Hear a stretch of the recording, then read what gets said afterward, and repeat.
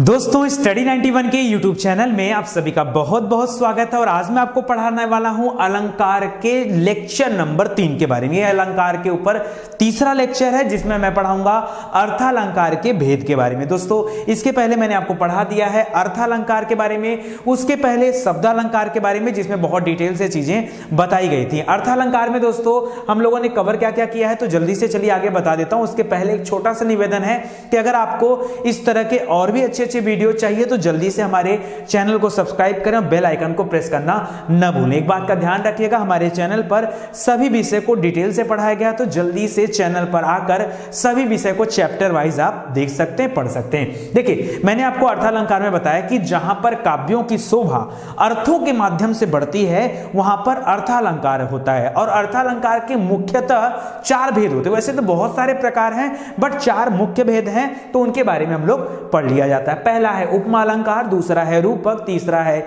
उत्प्रेक्षा और चौथा है विनोक्ति अलंकार। ठीक है, ये 4 अलंकार हैं। तो फटाफट चलिए इसको भी देख लेते हैं। इसको मैं पढ़ा चुका हूं, खाली आपका रिवीजन करा रहा हूं। मैंने बताया था उपमा अलंकार, जहां पर आपकी उपमा दी जाती। आपकी उपमा मतलब जैसे आपने अपने निजी जीवन में देखा होगा, भाई उपमा दिया जाता है, भाई आप ऐसे हो, आप ऐसे हो, किसी के समान आपकी तुलना किया जाता है, किसी के साथ आपकी समानता की जाती है, तो उपमा देना उसे कहते हैं। बस वही है, कह रहा है कि जहां पर उपमेय में उपमान की समानता बताई जाए, उपमेय में उपमान की समानता बताई जाए, वहां पर उपमा अलंकार होता है। उसके लिए जानना जरूरी था कि उपमेय उपमान क्या होता है। तो मैंने बताया कि जिस चीज की तुलना करते हैं वो उपमेय है, जिसके साथ तुलना करते हैं वो उपमान है। ठीक है, इसके लिए जो शब्द प्रयोग किया जाता है वो वाचक शब्द कहलाता है और इसका एक साधारण धर्म होता है। ये मैंने आपको बताया। आगे देखिए कुछ एग्जाम्पल मैंने दिए थे, उसके बारे में बताया गया। और यहां बताया था मैंने महाकवि कालिदास जी को उपमा अलंकार का सम्राट माना जाता है। अगला था रूपक अलंकार। अच्छा,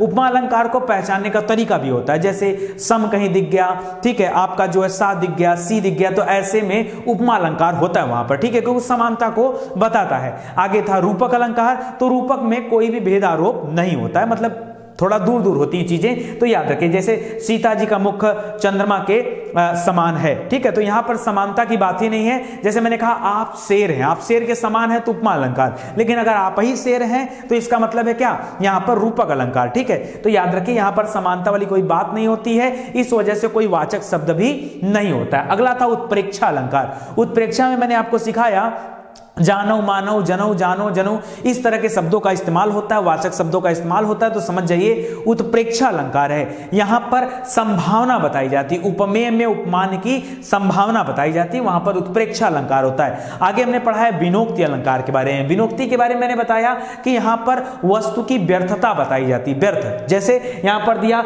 सरसिज बिनु सर बिनु सरसिज, सरसिज बिनु सर, ठीक है, यानी बिना तालाब के कमल, कमल के बिना तालाब, यानी एक ऐसा तालाब जहां पे कमल ही ना हो, ठीक है, और या एक ऐसा कमल जो तालाब में ना हो। ठीक है, तो उसके फिर क्या मतलब है, तो उसी की तुलना यहां पर की गई थी। यहां व्यर्थता के बारे में बताया जा रहा था, ऐसा मैंने आपको बताया। मानवीकरण बहुत बेहतरीन अलंकार है और इसमें निर्जीव वस्तुओं का ऐसा चित्रण किया जाता है, ऐसी कल्पना के साथ ऐसी बातें बताई जाती है वो सजीव हो उठती हैं। यहां पे था जब जब बाहें उठी मेघ की, धरती का तन मन ललका है, जब जब मैं गुजरा पनघट से, पनिहारिन का घट छलका है। ठीक है, तो बाकायदा आपको अच्छे से पढ़ाया गया। अगला था विरोधाभास, जहां पर 2 विरोधी तत्व आ जाते हैं। ठीक है, जैसे जे नीचे हैं चले ते ऊंचे हैं, जैसे जैसे नीचे जा रहे हैं वैसे वैसे ऊंचे हो रहे हैं, तो ये तो विरोधाभास हो गया, ये भी आपको पढ़ाया जा चुका है। अगला था विभावना, बिनु पग चले सुने बिनु काना। यहां पे बताया भगवान के यानी ईश्वर के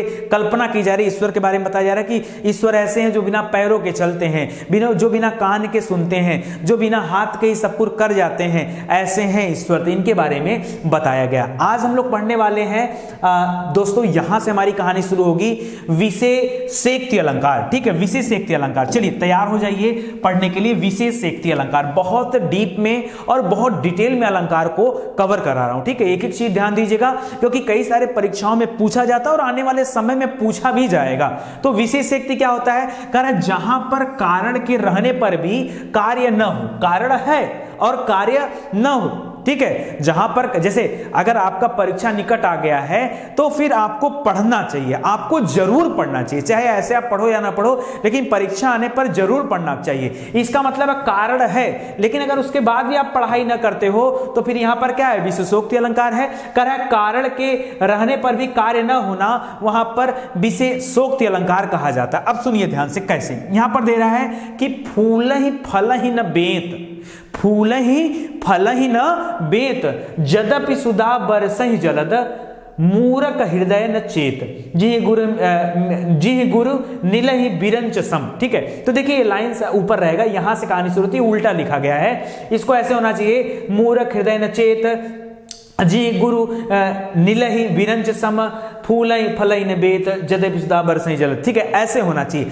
अब इसका मीनिंग क्या निकलता है दोस्तों, मीनिंग ये निकलता है कि फूल फल न बेत, यानी जदपि सुधा बरसहि जलद, यानी यहां पर बादलों के अमृत बरसने पर, अगर बादलों से अमृत बरसने लगे तो भी जो बेत का पेड़ होता है ना, बेत, याद रखे बेत, वो बेत के पेड़ पर फल नहीं लगते, चाहे अमृत ही क्यों न बरसे, बेत के पेड़ पर फल नहीं लगते। किस प्रकार से, ठीक उसी प्रकार से जैसे जी गुरु नीला ही बिरंच सम, यदि गुरु जो है ब्रह्मा के समान मिल जाए, लेकिन जो मूर्ख व्यक्ति है ना वो कभी ज्ञान को अर्जित नहीं कर सकता है, चाहे गुरु ब्रह्मा ही क्यों ना हो, लेकिन मूर्ख व्यक्ति अगर चाह लिया तो फिर ज्ञान अर्जित नहीं कर सकता। जिस तरह से अमृत बरसने पर भी बेत के पेड़ पर फूल नहीं लगते हैं। ठीक है, तो ये इसका मतलब निकलता है, और यहां पर बनता है विशेष सोक्ति अलंकार। ठीक है, याद रखिए विभावना अलंकार का ठीक उल्टा है। किसका उल्टा है, विभावना का ठीक उल्टा है, यानी कारण के रहने पर भी,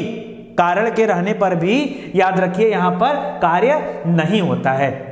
आगे देखिए असंगत अलंकार, जहां कार्य और कारण में कोई समानता ही न हो, असंगत, कार्य और कारण दोनों में कोई समानता ही न हो, वहां पर क्या होता है, असंगत अलंकार है। क्या है, असंगत अलंकार है। ठीक है, तो यहां पर देखिए जैसे एक एग्जांपल दे रहा, बहुत बेहतरीन, कह रहा हृदय घाव मेरे पीर रघुवीर, हृदय घाव मेरे पीर रघुवीरे। दोस्तों एक कहानी उस समय की है जब लक्ष्मण जी मूर्छित हो गए थे और राम जी उनके सर को अपने पैरों पर रखकर बिलख रहे थे। ठीक है, रो रहे थे, और रोते समय क्या कर रहे, घाव तो लक्ष्मण के हृदय में, यही बता रहे हैं वो। ठीक है, हृदय घाव मेरे पीर रघुवीर है, यानी घाव तो लक्ष्मण के हृदय में है, पर पीड़ा उस समय किसको हो रही थी, राम को हो रही थी। ठीक है, तो ये उस समय का जो है वर्णन किया जा रहा है कि घाव किसको लगी है, चोट लगी है लक्ष्मण को, तो कारण और कार्य दोनों अलग अलग हैं, समझ रहे हैं, तो यही है, कोई समानता यहां पर नहीं, लेकिन पीड़ा इनको हो रही। असंगत अलंकार, एक और एग्जांपल देख लीजिए असंगत का, करा जहां कारण में समानता ही ना हो, असंगत है। देखिए दे रहा है, पलन पीक अंजन अधर, पलन पीक अंजन अधर, घरे महावर भाल, आज मिले सो भली करी, भले बने हो लाल। ठीक है, इसका मतलब देखिए क्या है दोस्तों, यहां पर नायिका के लिए एक वर्णन हो रहा है, कह रहा है नायिका के पलकों पर, नहीं नायक नहीं, नायिका के पलकों पर, यहां नायक मत करेगा, नायिका कर लीजिएगा, नायिका। ठीक है, नायिका के पलकों पर होठलाली लगी है। अच्छा बताइए, होठलाली होठ पे लगती है ना, अधर माने होठ होता है, होठलाली होठ पे लगती है, लेकिन वो लाली पलकों पर लगी। सुनिए, कह रहा नायिका के पलकों पर होठलाली लगी है और ओठ पर काजल लगा है, ओठ पर काजल लगा है, और माथे पर पैर की महावर लगी है।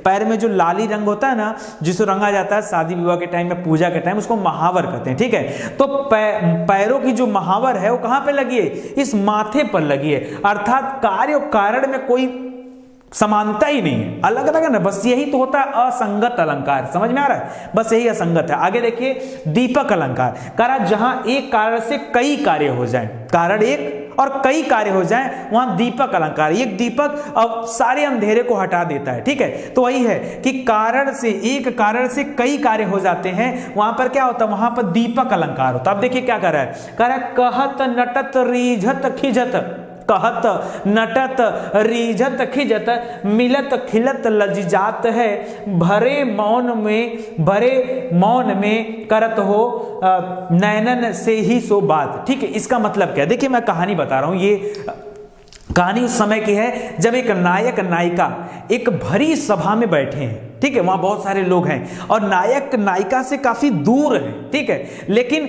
नायक के अंदाज देखें, नायक नायिका की तरफ देखकर कहता कहत, उसने नैनों से ही कुछ कह दिया, बिना मुख को खोले नैनों से ही कुछ कह दिया, ठीक है। तो कहत नटत, जैसे उन्होंने कुछ कहा वैसे नायिका ने मना कर दिया। नटत ना ना, नटत ना ना, आप वर्णन सुनिए। कहत मतलब नायिका ने नायक ने कहा नायिका से, ठीक है, और नटत नायिका ने मना कर दिया। रीझत तो इस पर रीझ गया, नायक क्या हुआ, रीझ गया, रीझ माने समझते ना, गुस्सा, ठीक है, और उधर खीजत, और जैसे गुस्सा हो गया खिसिया गई, ठीक है, तो खीजत माने खिसियाना। तो याद रखिए, कहत नटत रीझत खीजत मिलत, मिलत खिलत लजीजात है, और फिर जब रीझ गई तो जाहिर सी बात अब जाना पड़ेगा, ठीक है, तो मिलत, और गए तो मिले, मिलत खिलत, मिले तो फिर क्या हुआ, क्या हुआ, अब फिर खिला, क्या खिला आप समझ जाइए क्या खिला, ठीक है। तो आगे कह रहा है लजीजात है, मिलत खिलत लजी जात है, भरे मौन में करत हो नैनन से सो बात, मतलब यह पूरा का पूरा भवन भरा है लेकिन नैनन से ही सब बात हो गई है, वहीं मिल लिए, वहीं जुल लिए, सब कर लिए, ठीक है, ये नैन से ही हो गया, ठीक है। तो इसको याद रखिएगा, यहां पर कौन सा अलंकार हो जाएगा, दीपक अलंकार, ठीक है, नैनों में ही बात हो गया, दीपक अलंकार। आपने भी ऐसा किया होगा, नैनाचार, हाँ चलिए मुस्कुराते रहिए, पढ़ते रहिए। अन्योक्ति अलंकार, अन्योक्ति अलंकार में देखिए क्या है, ध्यान से सुनिएगा।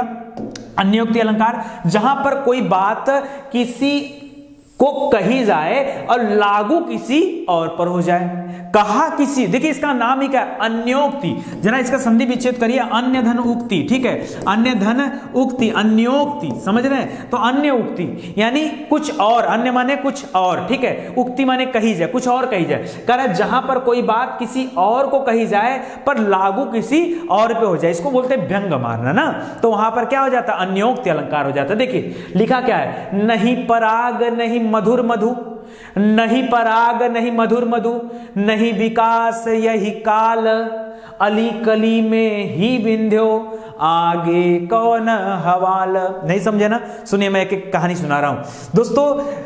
ये वर्णन जो हो रहा है यहां पर कह रहा है कि नहीं पराग नहीं मधुर मधु, नहीं विकास यही काल, यानी नहीं इस काल में फूल में पराग है, फूल में पराग समझते हैं ना, फूल के पराग से ही फिर आगे का प्रजनन कार्य होता है, ठीक है, तो नहीं इस काल में फूल में पराग है, ना तो मीठी मधु है, भौरे ना ही मीठी मधु है, ना तो फूल में पराग है, ना तो मीठी मधु है, अगर अभी से भौरे फूल की कली में ही खोया रहेगा, सुनिए, तो आगे न जाने क्या होगा। दूसरे शब्दों में समझिए, यहां पे कहानी कुछ ऐसी है कि एक राजा है, उनका विवाह होता है, तो जब नया नया विवाह होता है तो राजा पूरे समय अपनी रानी को लेकर ही मगन रहता है, उसको अपनी प्रजा का ख्याल ही नहीं है, उसको अपनी प्रजा का ख्याल ही नहीं है। तो व्यंग रानी के ऊपर कही जा रही है, कहा कुछ और जा रहा है लेकिन बात कुछ और है, ठीक है, तो ये बता रहा है, तो उनकी वह अवस्था आनी बाकी है, अगर अभी से ऐसे हो जाएं, खोए रहेंगे तो आगे न जाने क्या होगा। और ये एक्चुअली में दोस्तों याद रखिएगा बड़ी रियलिस्टिक कहानी है, और याद रखिए राजा जयसिंह की कहानी है। किसकी, राजा जयसिंह की। सुनिए, नहीं पराग नहीं मधुर मधु, नहीं पराग नहीं मधुर मधु, नहीं विकास यही काल, जिस तरह से, ठीक है, बिना पराग के मधु तो नहीं होता, बट उसके बाद भी भौरा उस पर मंडराता रहता है, अगर ऐसे ही होता रहा तो फिर ये राजपाट कैसे चलेगा, बस इसी बात पर कहा गया है, ठीक है। अली कली में ही बिंध्यो आगे कौन हवाल, ये जो अली है वो कली में दिन भर लगा हुआ है, तो फिर आगे क्या होगा भगवान के हवाले है, ठीक है। तो ये हो जाता है अन्योक्ति। आगे है अनन्वय अलंकार, कौन सा, अनन्वय अलंकार। अब देखिए क्या है अन्वय अलंकार, क्या होता है, सुनिए ध्यान से, कह रहा जहां पर उपमान की अनुपस्थिति, उपमान की अनुपस्थिति, समझ रहे ना, उपमेय मतलब चेहरा और उपमान मतलब वो चांद, समझ में आ गया, जहां पर उपमान की अनुपस्थिति में उपमेय को ही उपमान मान लिया जाए, वो अनुपस्थित है इसलिए उपमेय को ही उपमान मान लिया जाए, वहां पर क्या होता है, अन्वय अलंकार होता है। जैसे राम से राम, राम से राम, सिया सी सिया, राम से राम, सिया सी सिया, सिरमौर बिरच बिरंच बिचारी बिचारे, ठीक है, ये तुलसीदास जी का कथन है। स्पष्टीकरण सुनिए, यहाँ पर उपमेय राम और उपमान भी राम है, ठीक है, उपमेय सीता तो उपमान भी सीता है, तो यहाँ पर उपमेय उपमान ही बन रहा है। राम से राम, सिया से सिया, राम से राम, राम की तुलना और किसी, राम की तुलना राम से राम, सिया से सिया, सिर मोर बिरंच बिचारी बिराजे, ठीक है। तो यहाँ पर क्या हो जाएगा, यहाँ पर अन्वय अलंकार हो जाएगा। अगला देखिए प्रतीप अलंकार, कौन सा, प्रतीप अलंकार, सुनिएगा। करा प्रतीप का अर्थ होता है उल्टा, क्या अर्थ होता है, उल्टा।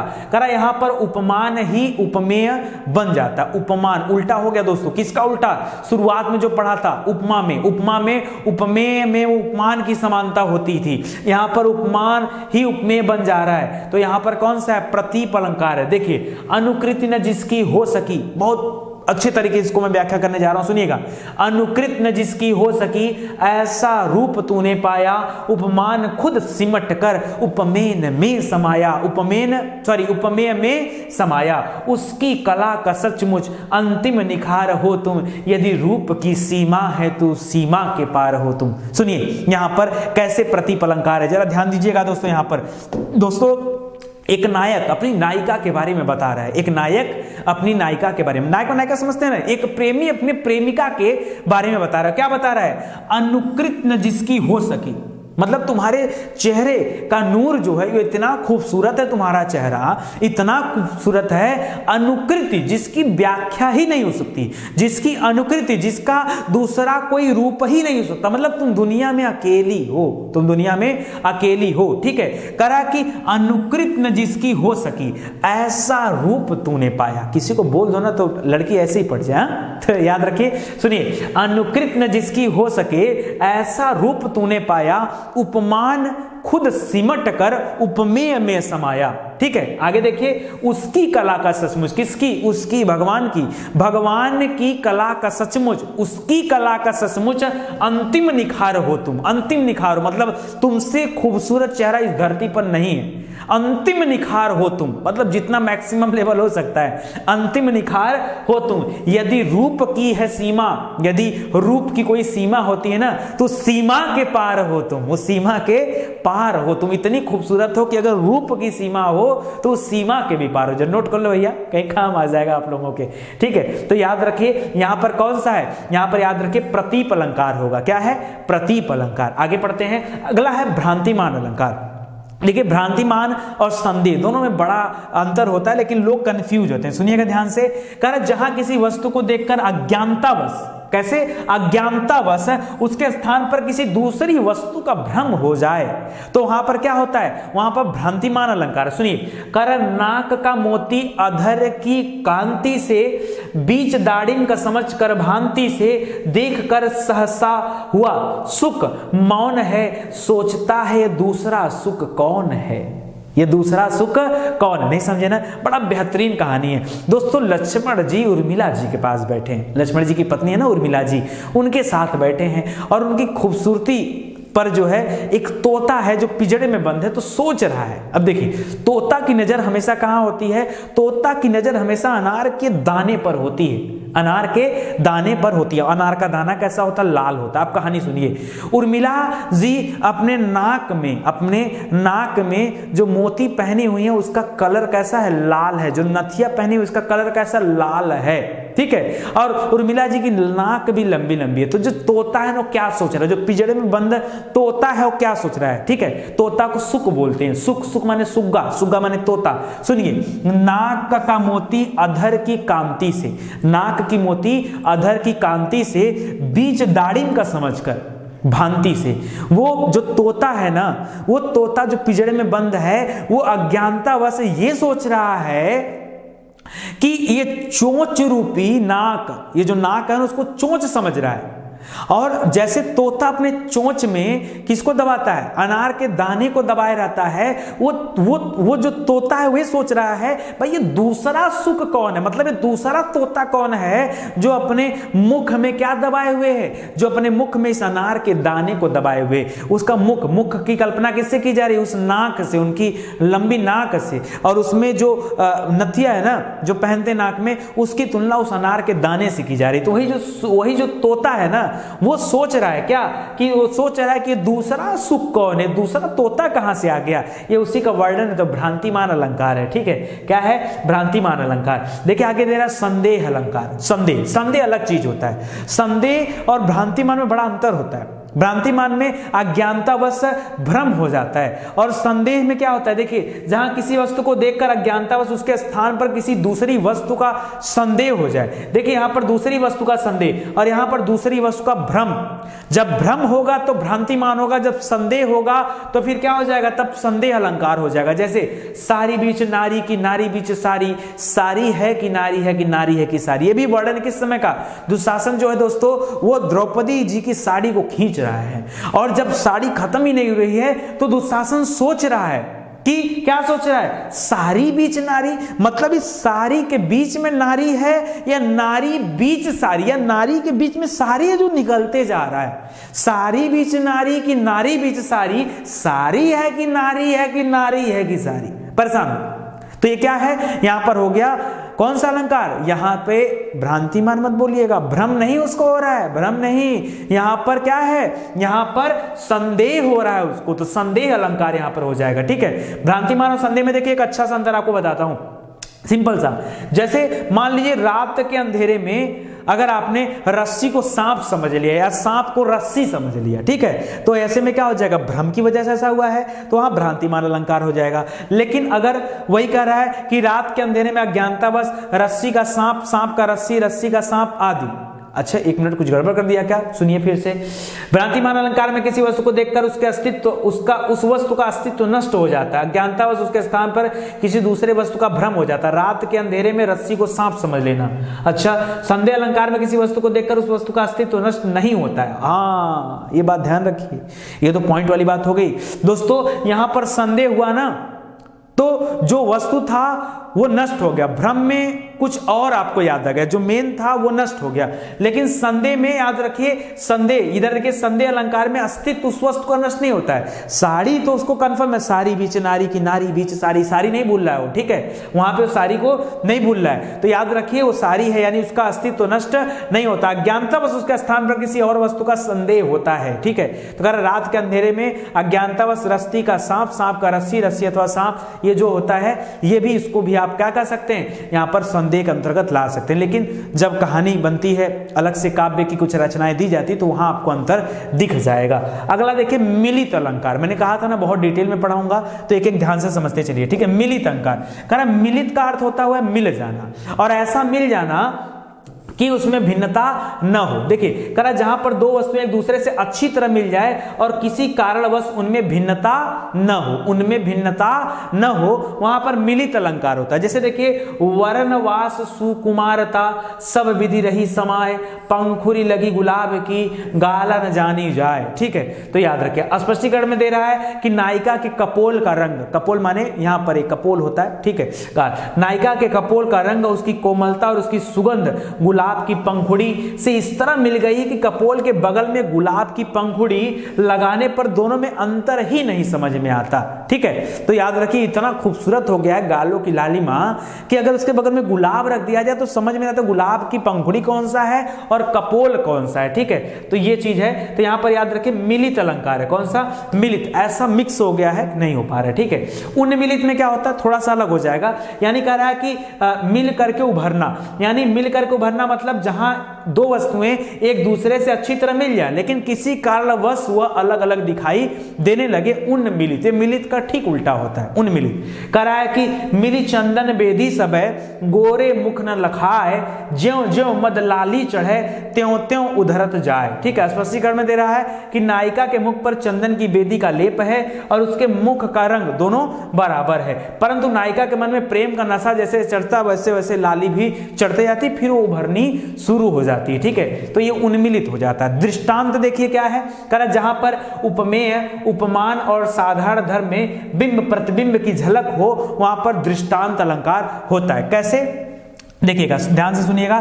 कह रहा सोच आंख मजीठी कीन्ही, निपट कान चिपोए, सूर गोपी मधुप आगे, ढर कहीं दीन ही रोए। कह रहा यहाँ पर गोपिकाओं का कृष्ण के प्रति प्रेम दिखाने के लिए कच्ची रोटी को बिंब प्रतिबिंब के रूप में बताया जा रहा है। ठीक है, तो दोस्तों ये थोड़ा सा टिपिकल है, मैंने इसके बारे में बड़ा कुछ पढ़ा लेकिन मुझे एक्चुअली मिला नहीं। ठीक है, तो दृष्टांत में आप थोड़ा सा अपने हिसाब से कोशिश करिएगा पढ़ने का। ठीक है, देखिए कई सारी चीजें ऐसी होती है ना कि अभी मुझे क्या है कि हर एक सब्जेक्ट को फोकस करना पड़ता है, तो मेरी कोशिश यही रहती है हर सब्जेक्ट को पढ़ाने को लेकर के कि कैसे भी करके ना मैक्सिमम चीजें आपको दे दूं, मैक्सिमम चीजों को आसान बनाकर आपको सिखा दूं। लेकिन कुछ चीजें ऐसी आ ही जाती हैं जहां पर सेंस ऑफ ह्यूमर थोड़ा सा कमजोर होने लगता है। क्यों? क्योंकि वो विषय में नहीं रहा, तो ऐसे में थोड़ी सी समस्या हो जाती है। तो थोड़ा सा दृष्टांत अलंकार पर आप चीजों को ढूंढिएगा।